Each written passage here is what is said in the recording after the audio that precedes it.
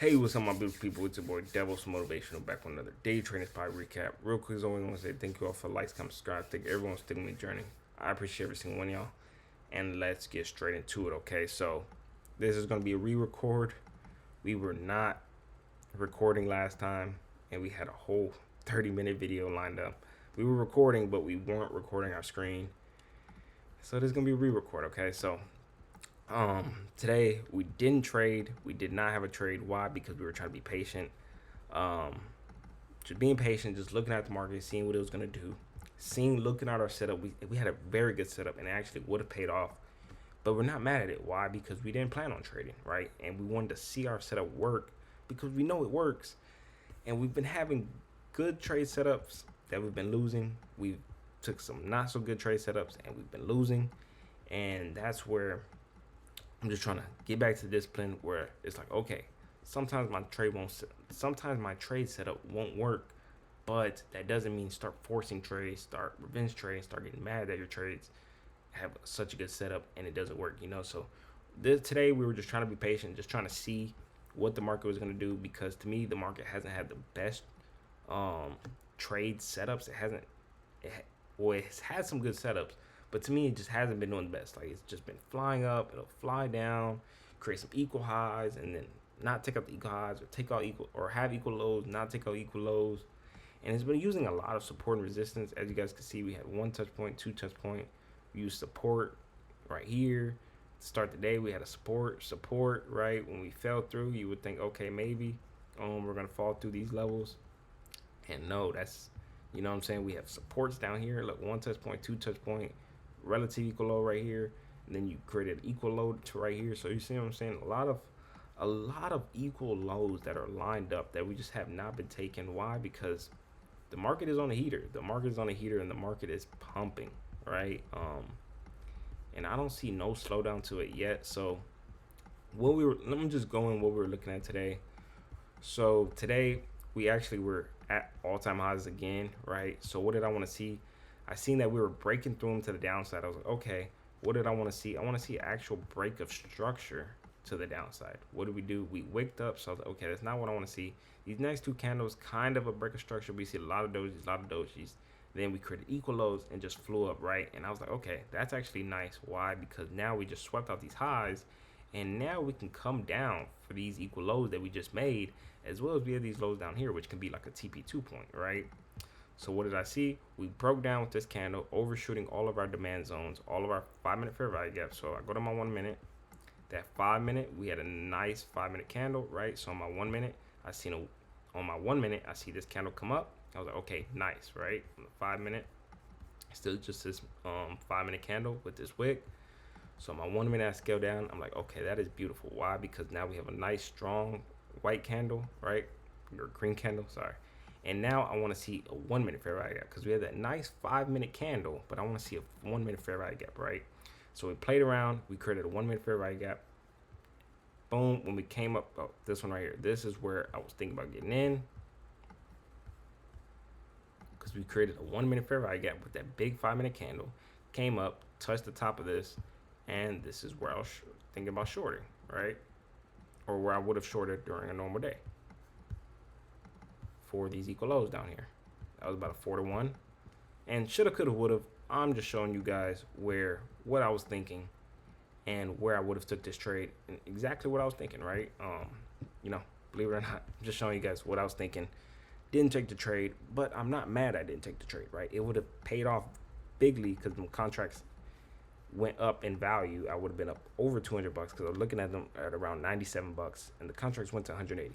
I'm just saying, just showing you guys what I was thinking because I didn't take the trade because I was trying to be patient, just trying to just see my setup work because my setups have been showing up. I've been taking them. Some of them haven't been working. Then I would take a bad setup, and of course that one doesn't work. And I've just been spiraling out these past 2 weeks, and so we're just trying to get back on the discipline, just trying to do better, and just trying to be more patient, right? Because again, if we don't trade today, the market's going to be open tomorrow. If we don't trade this week, the market's going to be open next week. If we don't trade this year, the market's going to be open next year. You see what I'm saying? So one setup missed isn't everything, and that's just what I'm trying to keep reminding myself, like, okay, I missed this setup on purpose, right? I missed the setup on purpose because I would have got in. I missed the setup on purpose, but during the setup, I still was like, this is why I didn't get in, right? And then it ended up playing in my favor, and I would have made big money. But again, I don't really care. You know what I'm saying? I'm just trying to follow the process because I know the process is gonna get me further than thinking about the money. Because thinking about the money has got me where I'm at, right? Where I've had 2 big weeks of drawdown, right? And so again, we're just trying to come back to the basics, right? So this is what we seen. We created that 1 minute fair value gap. We had that 5 minute big candle, change of character in the 1 minute. As you see, in the 5 minute, you overshot all your demand zones, so you had nowhere to stand on, right? Because you already touched all these. On the 5 minute, we had this 5 minute fair value gap. You ran through that 5 minute fair value gap. So I was like, okay, now what do we have?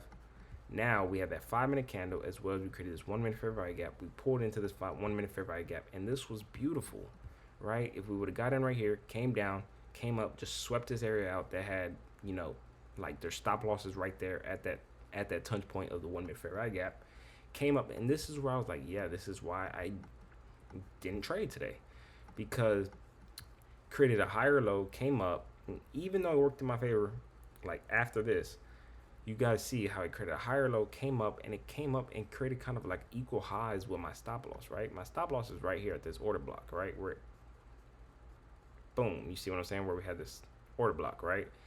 But you guys see how it came all the way up. We already swept this area. It really shouldn't create a higher low and come all the way up again, I just feel like it shouldn't really do that. I mean, the market's going to do what it wants to do, but, it just I feel like it's just not the best setup, right? I feel like it would have came down, maybe came up a little bit more, played around, and then dropped down. I don't know, again, just being patient, because I just feel like the market has just been doing a lot of whips on back and forth, and it's just been kind of hard to trade. If you guys see this right here, just whips on back and forth, not taking out no lows, sweeping out the highs, but not taking out no lows, just using them as support. On this whole run up, you guys see, not taking out no lows, just steadily climbing. You see what I'm saying? This one just steadily climbing, steadily. So these past literally 2 weeks have been minus $400 weeks, and that is not good. That is really why we got to take it slow. And look, even this setup right here, what is just forming right now. So in the video I was just going over, the video that I just had, what was I going over? Okay, so if I took that setup, okay, whatever. I had these lows, and it came down all the way down, and it swept out these lows right here. We overshot this 5 minute fair value gap, right? That ended up shooting this whole thing forward, right? We overshot this 5 minute gap, right? Kind of using this order block, right? I was like, okay, what I was saying in my last video is like, okay, what I want to see is pull back into the 5 minute candle, as well as using these lows that we took out as support. You're gonna say, why not these lows? Well, we use these as support, right? Because you guys see how it wicked it, and it used that support. But I want to see these lows that it took out as resistance, using this 5 minute gap, using a 1 minute candle. You see what I'm saying? Using these lows that it took out as resistance, as well as touching a 1 minute fair value gap in this 5 minute candle, right? So that's what I was looking at. I wasn't going to take the trade, but I was just saying that's what I was looking at and wanted to see. Something like that. And we could target these lows down here. And honestly, we can come all the way up and touch this highest 1 minute fair value gap, right? What did we see? It created relative equal lows, right? Because again, it overshot all of these fair value gaps. It came down to like the very bottom of this fair value gap, in which, it's still respecting the fair value gap, but it's just like, this is a big zone. Why? Because as you guys see, a lot of resistance pumped through, used it as support, and you see it made this big move up, right? It's not that big of a move up. It's kind of just because we're zoomed in. If you look at it, 636 to 638. So not the biggest move, but you guys see how that made the leg higher. Use this as support, use this resistance as support, and shot up, right? And we have this low, these lows lined up, all of this lined up. But that was what I wanted to see on the downside if we were going to continue downwards, right? But what did we do? We came all the way up. We swept out this range, basically giving another change of character. Almost. If we look at our 5 minutes, not necessarily a change of character yet. So kind of created like relative equal lows down here, but yeah, to be honest, kind of created relative equal lows. But as you guys see, this is a lot of trendy right here. A lot of trendy right here that we could look equal lows down here. A lot of trendy. We could just fall and take all of that. But again, it already overshot all our 1 minute fair value gaps. Our 5 minute candle. It's not giving a change of character yet, but it's close to it. All right, it's close to it. What would our change of character be? Well, we have a high, low, higher, low, higher high, higher low, higher high. Boom, lower low, lower high. Boom. Could come back down. Actually, it's really right here. Higher low, lower high, boom, lower low, come up. And this is where we had this consolidation and this big candle down. So this is where I would have had my stop loss at. As well, this is where the fair value gaps were. They already touched up here, which shot us down. So that's what we were looking at. On the Qs, it was kind of, again, just whipsawing back and forth again. I mean, and that actually took out these lows and actually used this resistance as support, right? You guys see how these were the previous day highs, and you see this big wick, it actually got bought up using this as support, right? Broke through this first resistance. We had another resistance right here. If it would have broke through with a solid candle, then we would have been aiming for these lows. But as you guys see, this zone right here held up as a strong support. If we look in deeply, we're not at no supply zones. We actually have equal highs, so it's looking like it wants to pump up and break those. On here, we kind of swept out these equal highs, but there's nothing to trade for me. I'm just showing you guys. Again, we wish we would have had that whole 30-minute video recording for you guys, but what can we do? All right. This week we have a lot of big news.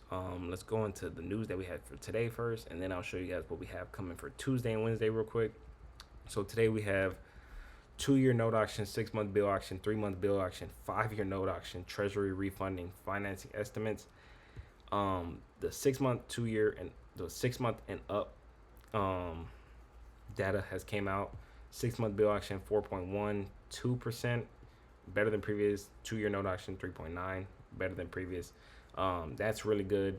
I believe that's something with other countries buying our country's debt, because if you guys don't know, we sell our debt. It's something with T-bills, and I'm not the biggest in that. You guys probably know more about that than me. Something about T-bills. Other countries finance our debt, so they hold our debt and they end up making money from interest or something, a little above my grade. But you guys probably know more than me, all right? But that is, pretty good news. But not really. I don't believe that's really big of a market mover.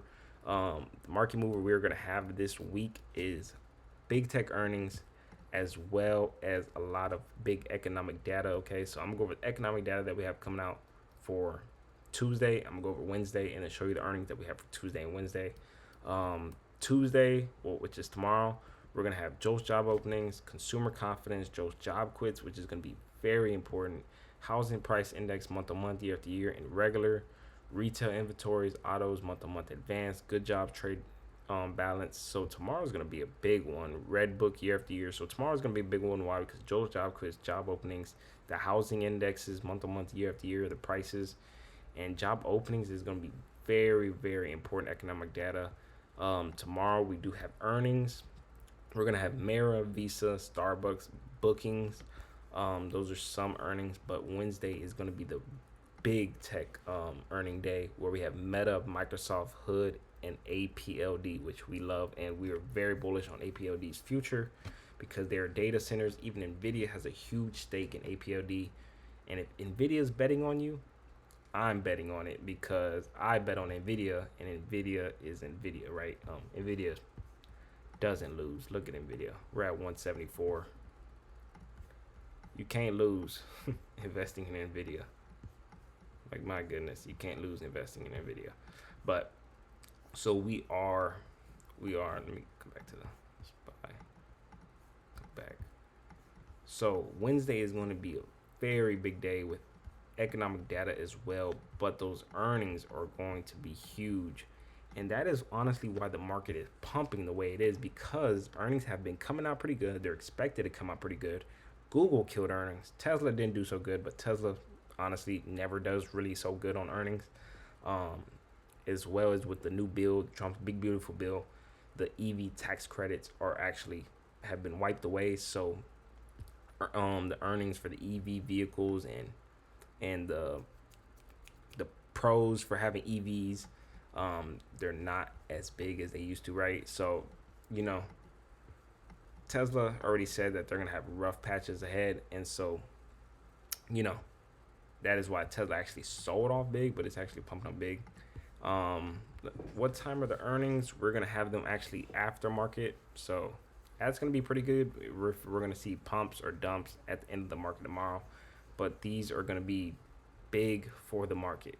If the market wants to pump or dump, because these are big tech earnings, and we know big tech controls most of the market, right? As well as Wednesday, what data do we have coming out with it? I believe we have PCE. Yep, PCE, core PCE price, which is okay. We're back. So PCE data or personal consumption expenditures data refer to statistics that track consumer spending on goods and services in the U.S. economy.